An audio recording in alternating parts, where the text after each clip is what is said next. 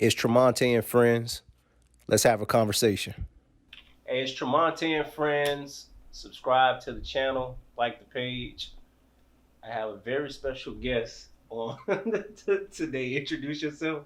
My name is Jeimy. How are you doing today, Jeimy?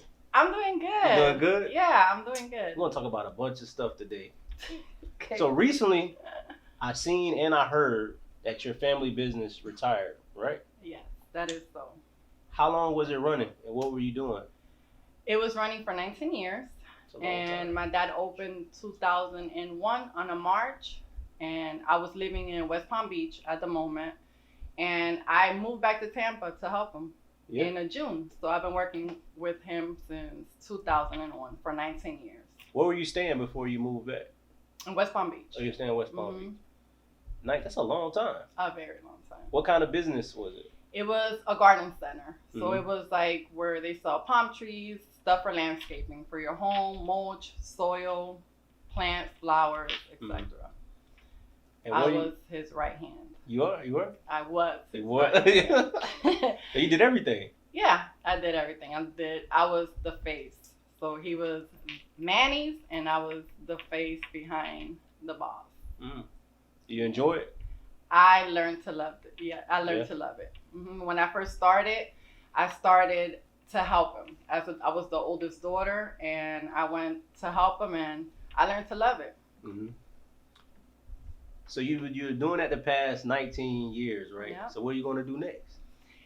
So I haven't even had a moment to process Mm-hmm. that I'm not working anymore.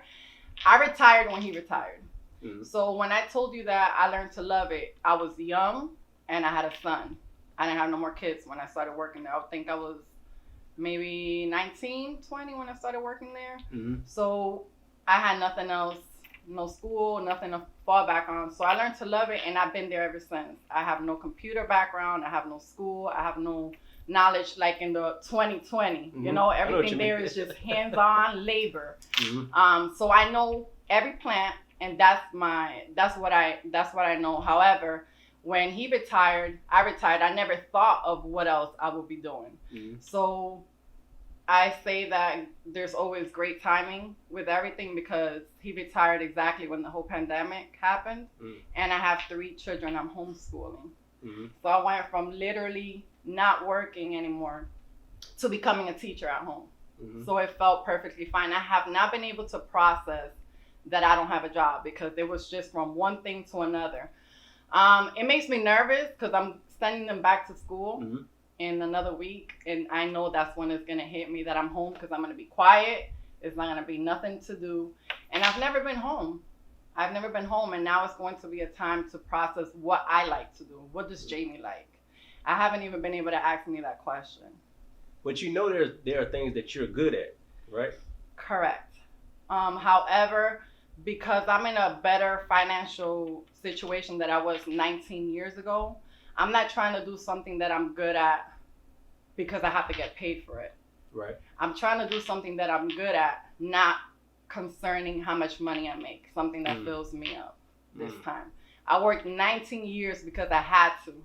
That I'm in a spot now that I can actually pick what fills me up without being so concerned that it's not going to make the bills. I think more people should think like that if they have the opportunity. Yeah, it's 'Cause some of us absolutely. we have to work. 'Cause Absolutely. We have to work to pay bills. So I think I've had the opportunity for years now, Mhm. but I never wanted to leave my dad. Oh. Yeah, so I'm a daddy's girl, and he was my neighbor. He just moved, actually, after 15 years living next to me. Mhm. When he retired, he moved. So he was my dad, my neighbor, and my boss. Mhm. So now I'm like, Daddy, I need you. But this is a good time for me. Mhm. It's going to be a good time for me. It's just very scary, to go out there and see what I like. Yeah. How is it? I think it's the first time I asked. How is it being a teacher at home during this whole thing? Woo! I learn my kids more now. As far as there's a lot of each of them individually, right? So there's a lot of classes my kids were failing that they're not failing anymore being at home. That's good. I think that every child needs their time to grow. Not everybody is in the same pace. When they give the work now that they have to be turned in by a certain amount of time, I see that they do better than being put at a, hey, this needs to be turned in, you got 30 minutes to do this, or, one of my kids do better with time, like at their own pace. I know that one of them is like horrible at sitting down, right? The other one works better being left alone. So I'm learning my kids and a different side of them to see what they do in school. It's very stressful because I don't consider myself to have the patience to sit down with them, and because they're very independent, I never had to sit next to them to make sure that they're doing the work. I have to do all day with them. Stop, cook, be a mom, be a wife, be all this, and then do homework afterwards. So it's like computer all day, break, computer all evening. And if one of them is good, fine. Now I got 2 more that I gotta check. So it's very stressful for someone that wears a lot of different hats. Yeah, absolutely. How long have you been married? 17 years. 17 years. So shortly after you started with your dad, you got married. Correct. Right? How supportive has your husband been through you retiring and then the kids, handling the kids at home during this time? I think that now that he knows that I'm at home, he's actually a little bit more laid back because he knows the kids are in good hands. So he could work without having to pay attention, right? So I got him. So you go out and work, I got the kids. He's supportive. He's taking care of the business because we have our business. So my husband works, we have our landscaping business. So he takes care of that. So we still have an income, which is pretty good. So he's been supportive. He tells me to take my time. He tells me that we don't have to worry about it. Take care of the kids. See what you like. See what you enjoy. You don't have to go to work right away. Don't rush into nothing. If you want to go to school, go to school. If you want to stay home, stay home. If you want to get a part-time, whatever works for you. He knows that I can't stay at home anyway. So he knows that it's only time before I get out there and do something. I know there are obvious benefits working for a family business. Are there any downsides to working for a family? Correct. There is. So my dad is a very, he expected more from me because he knows that I'm his daughter.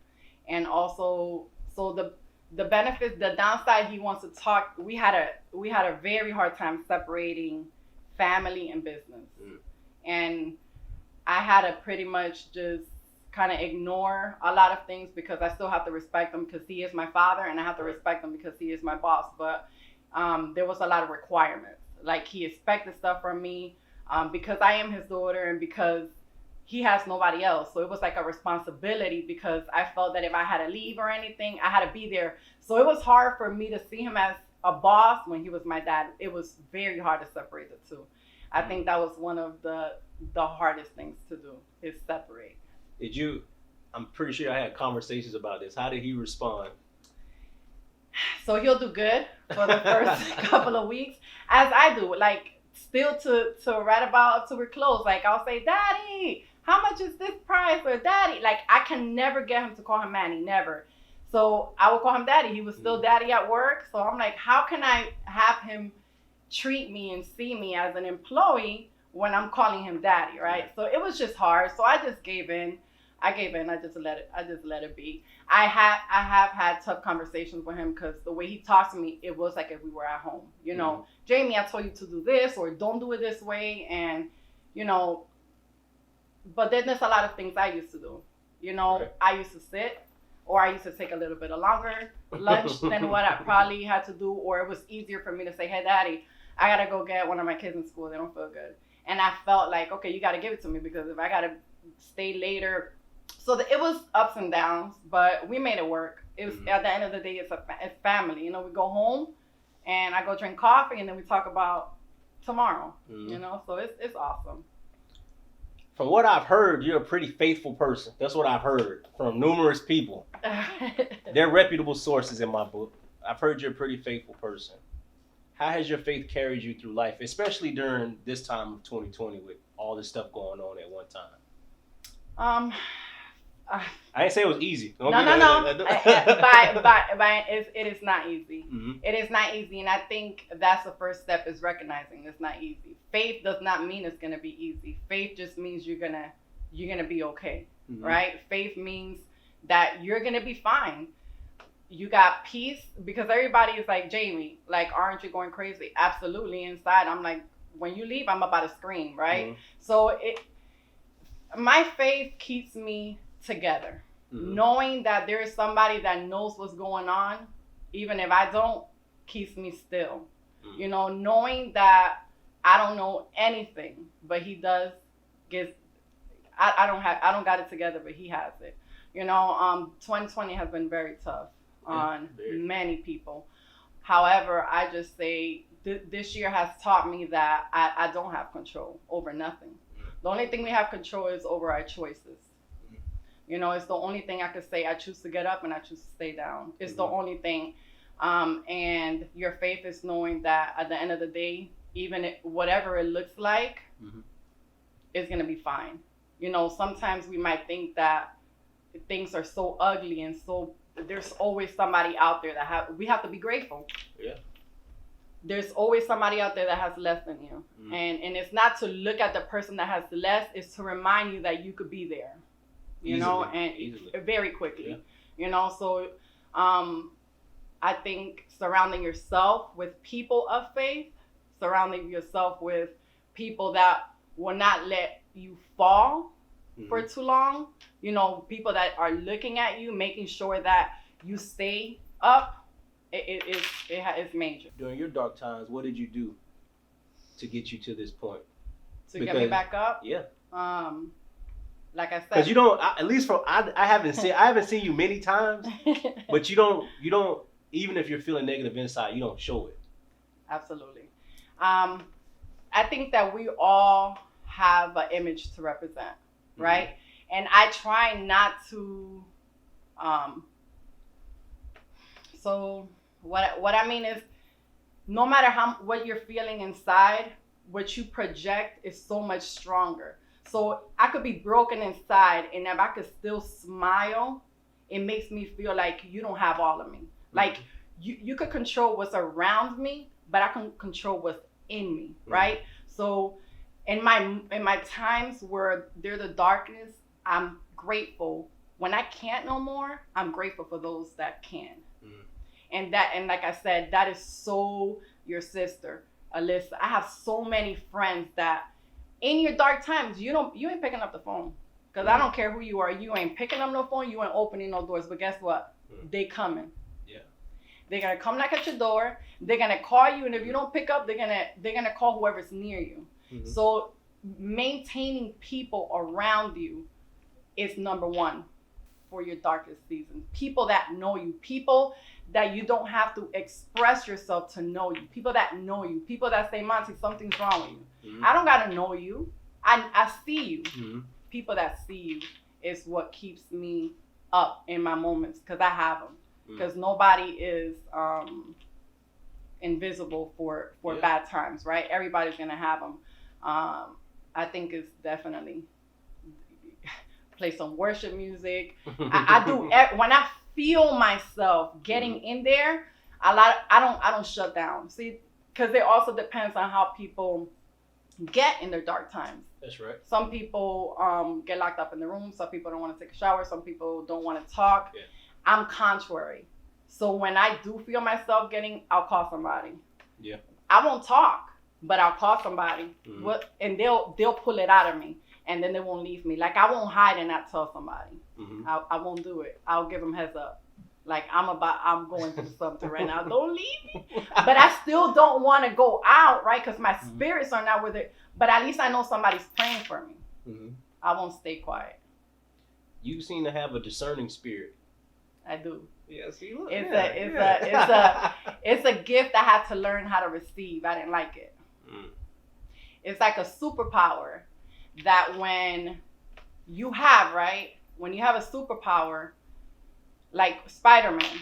Remember Spider-Man? When he got the superpower, he didn't know, he was falling all over the place. He didn't know how to use it. He didn't want it. But once he learned how to use it, he was like, oh, man. And I think my discernment in the beginning was that. I didn't know how to use it. I hated it. If I saw something in you, I didn't want to go towards you. If I saw something that I know you were petty, or I know you were, I didn't want to. But now, after a certain amount of years, I've learned how to use it, not for my advantage, for the person that I am confronting. The person that God puts in my path. Mm-hmm. How do I use that discernment for the benefit of God? How do I give him the glory out of what I saw? And that's how I see it. So it was something I didn't like, and I didn't want. I used to hate it. Why? It's not. But now it's a good thing.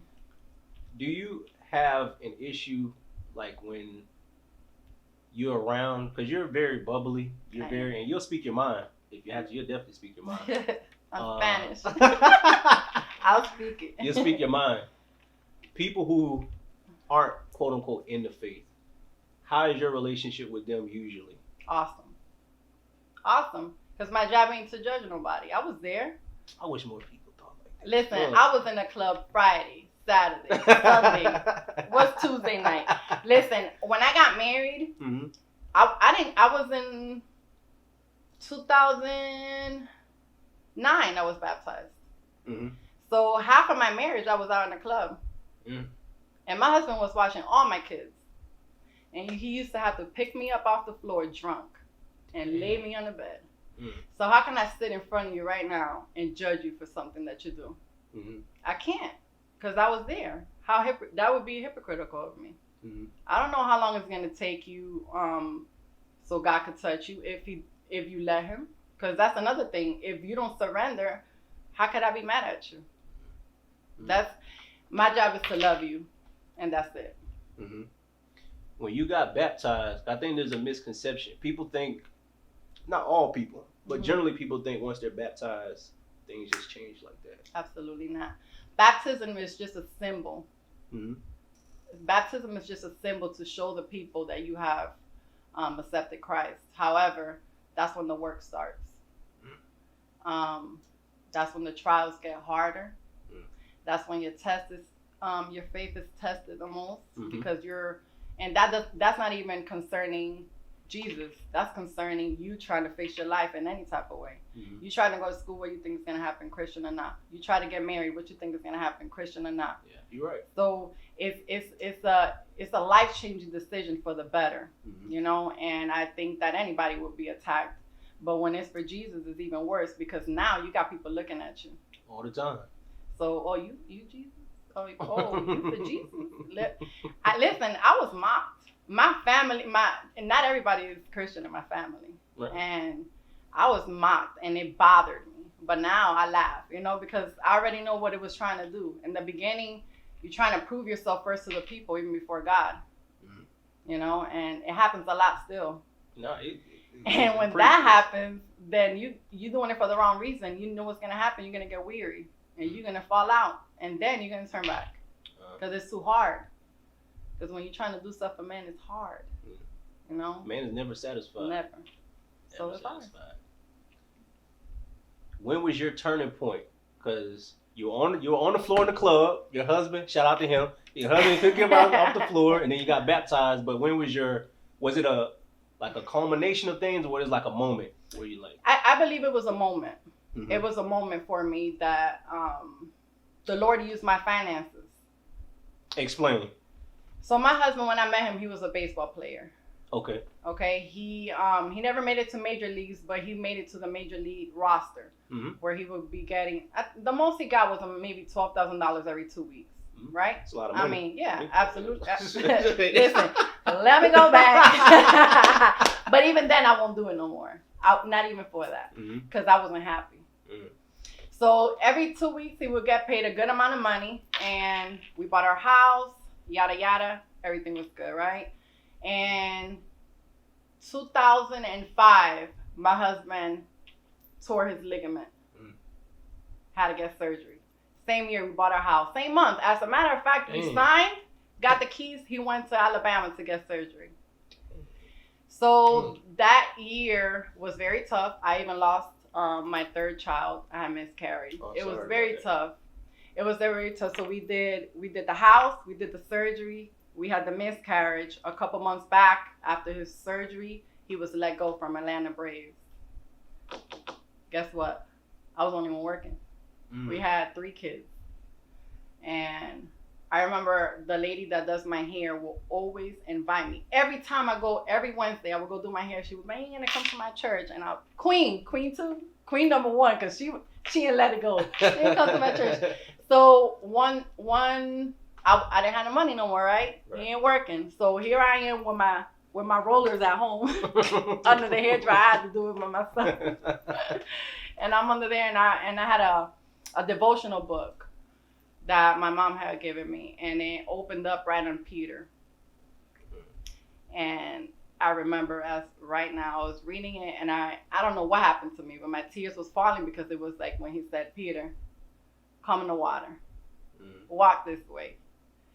And I turned around and I said I had tried everything but Jesus. I felt, and I'm gonna tell you this, and I think I've said this testimony a few times, but never like in a platform like this. But I felt so hard from that cloud, so hard, because I couldn't support my husband.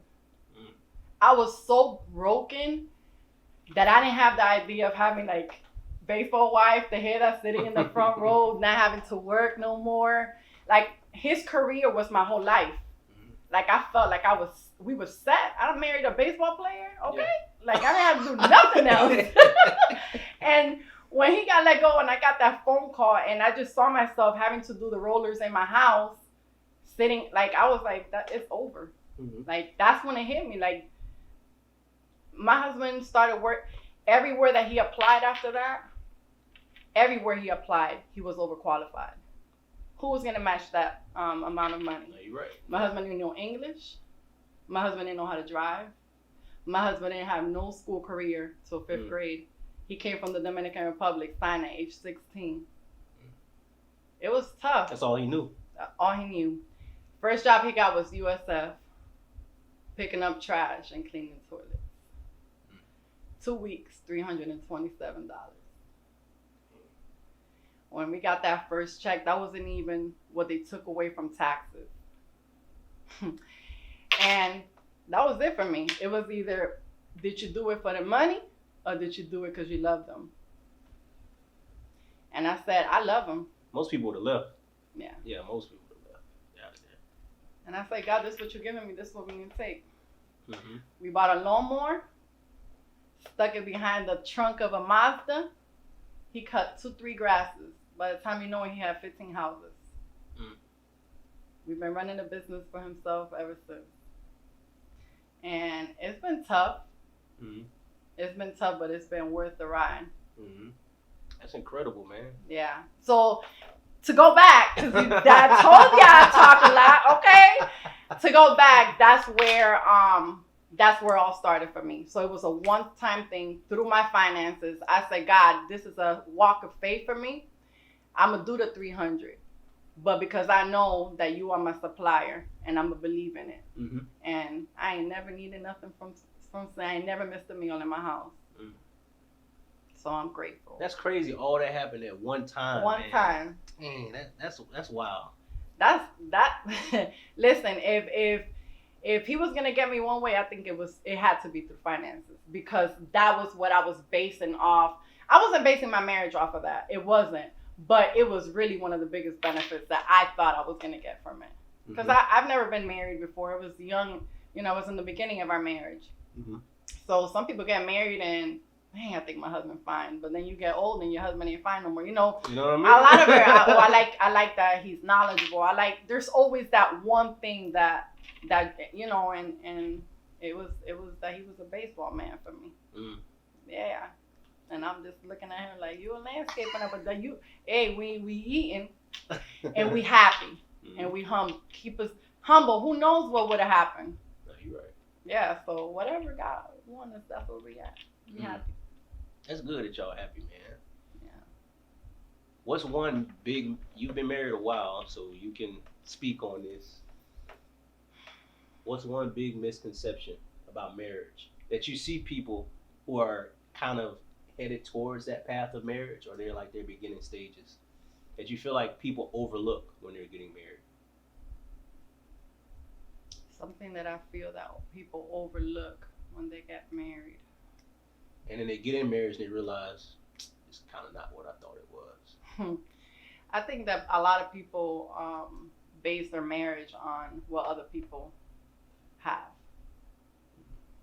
And when you do that, you only see the good people that everybody has. Like nobody's showing you what they fighting on Instagram, or you never. I could be fighting with my husband right now. He gonna hold my hand wherever we walk. We gonna fight at home. That's a misconception. Not everything you see is what it is. And when you go into marriage thinking this is what I want, I want it like this. I want to, have the picture of your man bringing you a plate and the ordering just came from China. He ain't cooked that, girl. So it's just the misconception, I think, of people going to marriage with a thing that they think is love. Love is not that. Mm-hmm. I think love is much. You can't stay married to somebody based on love alone. Mm-hmm. At least I believe that. My understanding is there's so much more. There's people that love each other that can't be together. That's very true. So I think that love is one of the last things that you could be with somebody because they're loyal and they're funny longer than what you could be with somebody because you love. That's true. What's the one quality about your husband that stands out to you now? He's not a quitter. Mm-hmm. And he proved that to me years ago. Yep. Absolutely. You think you're going to go from baseball to clean toilets? He's not prideful. Mm-hmm. He'll do what he got to do to take care of his family. Mm-hmm. And that, to this day, I sit on it. If you had to say what's his standout quality about you, what would he say if he were My here? personality. You do have a great personality. Yeah. He used to call it crazy back then, and he calls it crazy right now.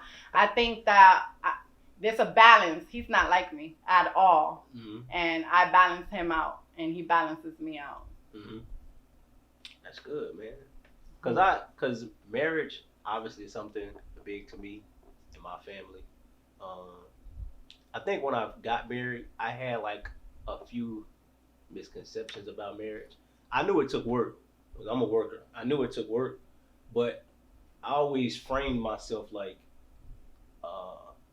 when you're with somebody for a long time, you kind of have to get used to certain small things they do, and that's who they are, instead of like trying to change them completely. And I used to do that, man. And I was like, this is just Elisa, man. This is just how she is. And when you accept somebody for who they are, people still need to be challenged here and there to do more. But when you accept someone who they are, I think that encourages them to love themselves more and to love you more, instead of being so critical. Like I used to be very critical of the smallest things. It wasn't like she gonna go blow a bunch of money, or there's never nothing like that. It's always something small. I was like, man, I had to, but I didn't learn that until I actually was in the marriage. Mm-hmm.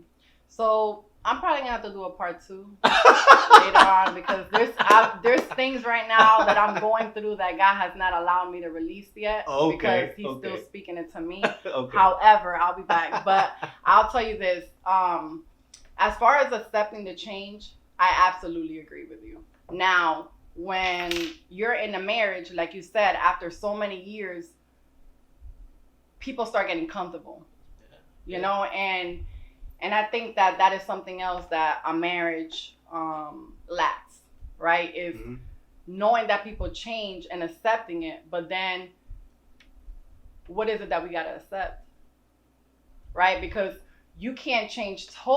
You could change, because things are different from when you first meet. Yeah. So you could change, but you can't just become somebody else, right? Because that's not what I fell in love with, right? Mm-hmm. So as you learn your marriage, you got to pick and choose your battles. That's real. You got to pick and choose your battles, and that is the change that you're accepting, right? As far as somebody else is probably going to be 10 times worse. Like, you know what I'm saying? You pick and choose what you're going to argue about, what's worth it, what's not worth it, right? But then there comes a moment where you can't be so laid back to the point where you're not even trying anymore. like you say, you gotta keep challenging. Yeah. You know what I'm saying? Because there's more people out there putting in the work.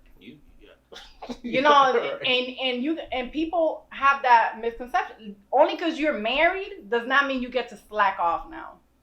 That's big. You know, like now you have goals. They're different, but you still have to have goals. You can't quit on me because you're comfortable now. Mm-hmm. We could be comfortable with each other, but I can't be comfortable with you being comfortable and not moving. Is there something wrong if one of the spouses gets too comfortable and the other person feels like they want to leave the marriage? Is there something wrong with that? I think that that's something you have to talk about before you get married. That's why a lot of people don't prepare for marriage. They prepare for weddings. Oh, Lord. And when you get into it, then it's too late because I have kids. Mm-hmm. So I think that for people that don't have kids, it's different, right? Because I have kids that look up to me. If right now, if I wasn't with no kids and nobody would look up to me like that, I could care less. But I want to show my girls that you fight for marriage. Marriage is real and marriage is good, right? Marriage is not a fairy tale. At all. You know, marriage is hard. Okay, I'm about to strangle your daddy. And that's what I tell them, right? I don't argue in front of my kids. I don't. Look, there's no sleeping on the couch. We're gonna settle this tomorrow. However, if you have nobody to look up to you, like ask you questions later on why you didn't fight hard enough, it's easier for you to make decisions like that. But when you have kids, you have to see, is it that serious? Is it something that you could work on?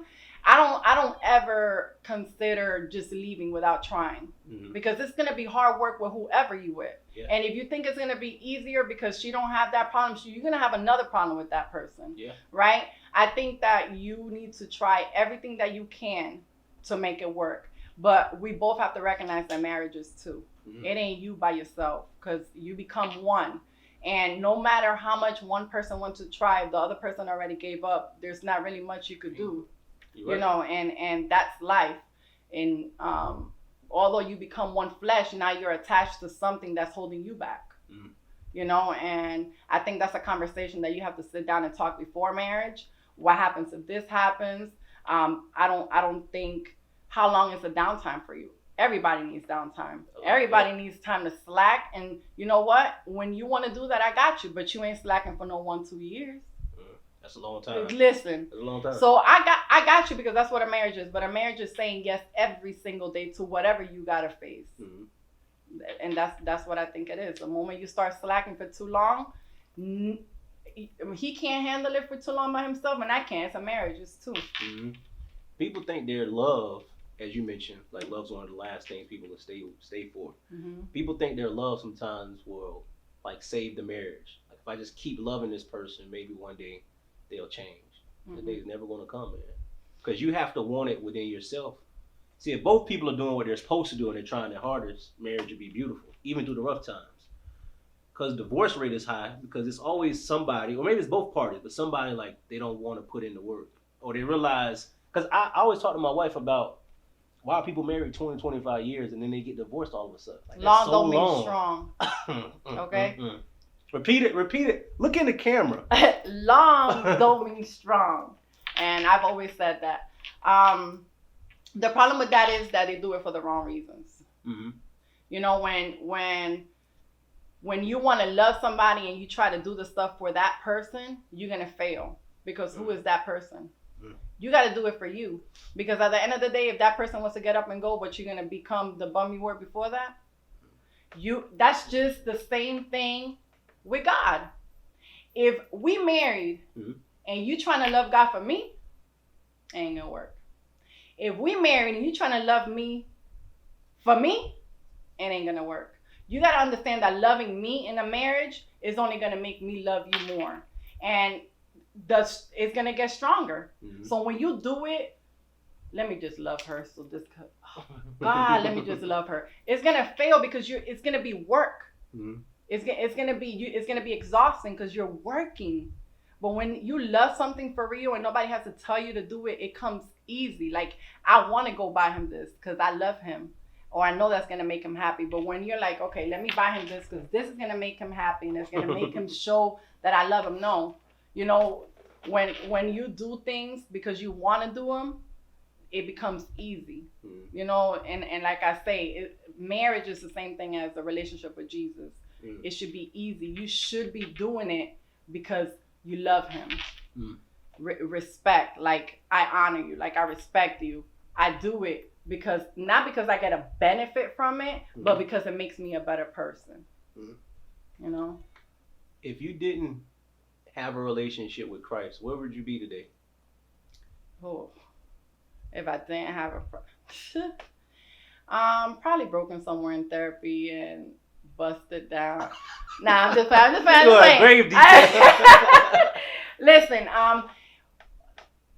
I don't know the answer to that. I had my son already, and I was married. I probably would have been divorced way long ago. Yeah, there's no way my husband would have put up with that for too long. Although, funny thing is, I used to try to change him to go out with me. And God changed me before he changed him. That's why you can't make a person change. You cannot do that. Like, who you married, that's who you got. You should have studied him before. Period. That you don't know what that map gonna take you. That's your problem. It's I don't know I don't know how to answer that question to you. I don't think that I would have gone the right route because I was too out there. I was too goofy. My goofiness took me to satisfy others. Like I was the class clown and I used to get in trouble. Then I used to be the life of the party and I used to get home drunk. And then, you know what I'm saying? Like sometimes what you think you are, other people use for their convenience. After I stopped drinking and acting a fool, my circle got smaller. You know, so I'm just grateful and thankful that I did meet the Lord because I don't know where I would have been, a home mess somewhere. A home mess somewhere. I believe that. So Jeimy, any final words for the people? First of all, thank you for coming on and speaking about everything that you've spoken about, especially the marriage part. I think people need to hear that, especially the rough parts you mentioned. Yeah, it's a lot of rough parts. It's not a fairy tale. Oh my goodness, it's not a fairy tale. It's hard.